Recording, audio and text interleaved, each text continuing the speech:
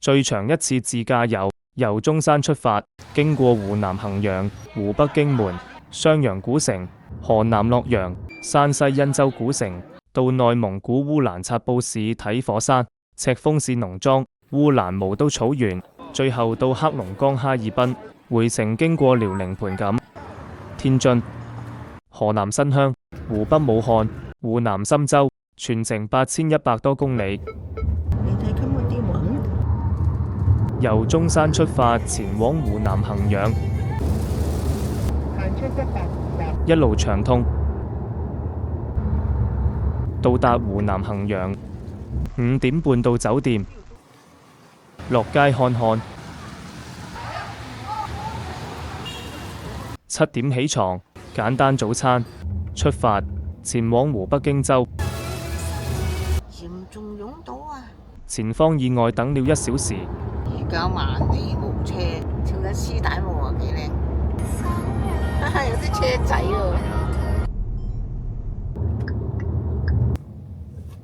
湖北荊州古城，休閒寫意，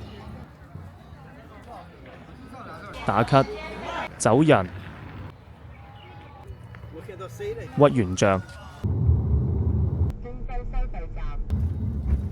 前往荊門，到酒店，企理，美女接待，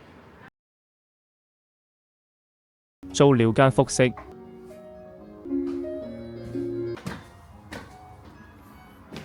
房間內晚餐好熱鬧。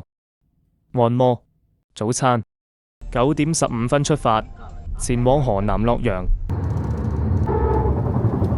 隆中收費站，途經襄陽古城，古城外有停車場，上去看看。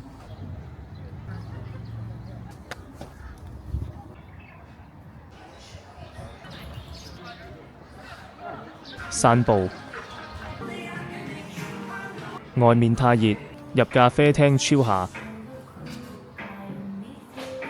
繼續上路，前往河南洛陽。你班女友喺晒隔離喎，所以打個招呼先啊，天一天睇。洛陽聯村，酒店位於高速出口。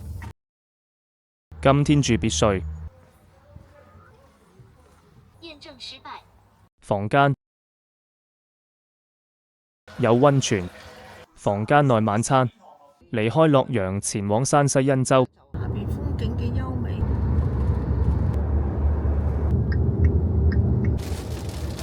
下邊山好得意。收費站，到達山西忻州，忻州古城，民宿停車場，民宿有溫泉。古城內走走，